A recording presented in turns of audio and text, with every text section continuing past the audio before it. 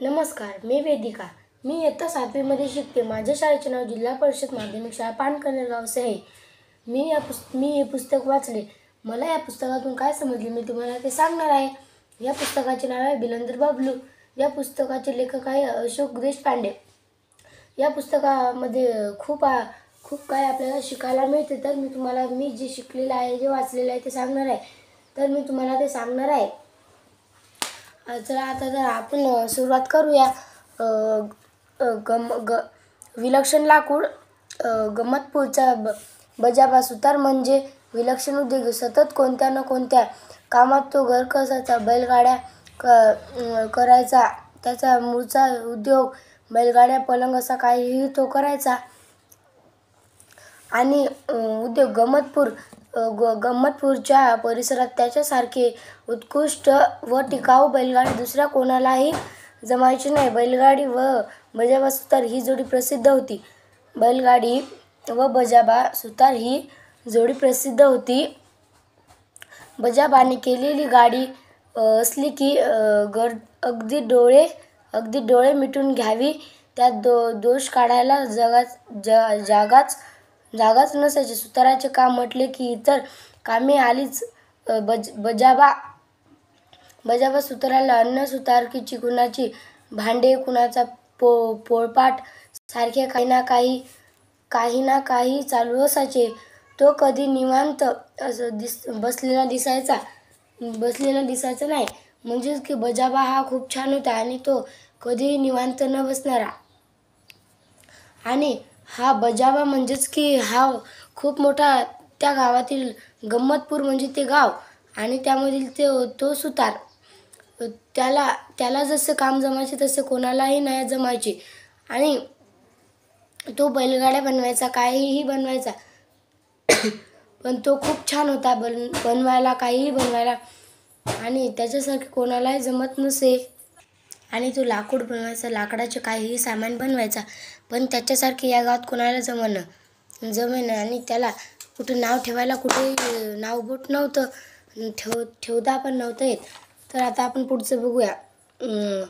कुणाच्या घरी तो दोर, कुणाच्या खिडक्या, कोणाची खांडे म्हणजे मला माहीत नाही, पण खांडे म्हणजेच की आपल्या घराला लावतात ते खांडे. कुणाचा पोळपाट. तो निवांत बसलेला दिसायचा नाही. सारखे काही ना काही चालू असायचे. तो कधी निवांत बसलेला दिसायचा नाही.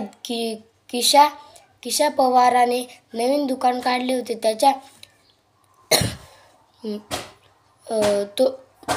किशा पवाराने नवीन दुकान काढले होते. त्याच्यासाठी कपाटे करण्याचे काम बजाबा करीत होता. कपाटाच्या पायासाठी आपल्याला हवी ती लाकडे तो आपल्या साठ्यातून हुडकत होता. तोच त्याला एक चांगले लाकूड दिसले. ते त्याने उचलले. त्याला ज्या आकारात ते हवे होते तेवढे तो ते करवत घेऊन कापू लागला. आणि त्याला वाटले हे करवत कशाचे असतील तर मला सुद्धा माहीत नाही, पण मी ह्या करवताचा काही ना काही म्हणजेच की कपाटाचे पाय बनवू शकतो. तर तो गेला आणि मग त्याने इथे कपाटाचे पाय बनवले. आणि त्यामधून एक युक्ती आली आणि तो ते कपाटाचे पाय बनवायला लागला. आणि तेवढ्यात त्याचे लक्ष एका सुंदरशा लाकडावर गेले. आणि त्याला वाटले मी या लाकडाचं काही ना काहीतरी बनवू शकतोच ना. तर तो बनवायला लागला आणि त्याने असे करून खूप सारे लाकड बनवायला लागला.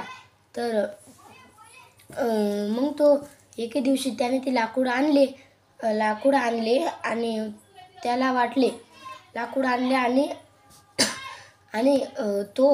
त्याला वाटले काही ना काही आपण तरी आता बनवू शकतोच. मग त्याने लाकूड घेतले आणि एकीकडून दोन पाय बनवले.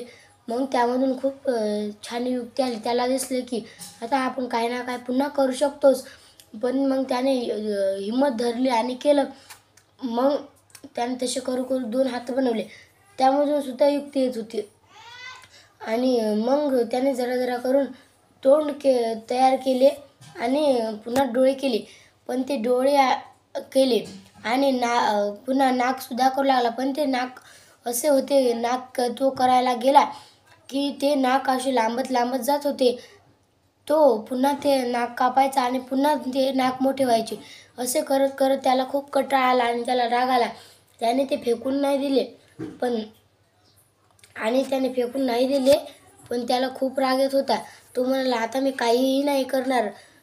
तर आता मी तुम्हाला बबलू गेला शाळेत याविषयी सांगणार. थंडीचा दिवस होता. बबलूला शाळेत जायचा खूप कंटाळा येत होता. तो खूप आळशी होता आणि बबलू म्हणजेच की तो खूप छान, पण दिसायला भारी सर्व, पण त्याला शाळेचा खूप कंटाळा आणि तो म्हणायचा उद्या जातो शाळेत, पण तो काय जायचा नाही. आणि तो थंडीचा दिवस होता म्हणूनच तर तो जात नव्हता. धन्यवाद.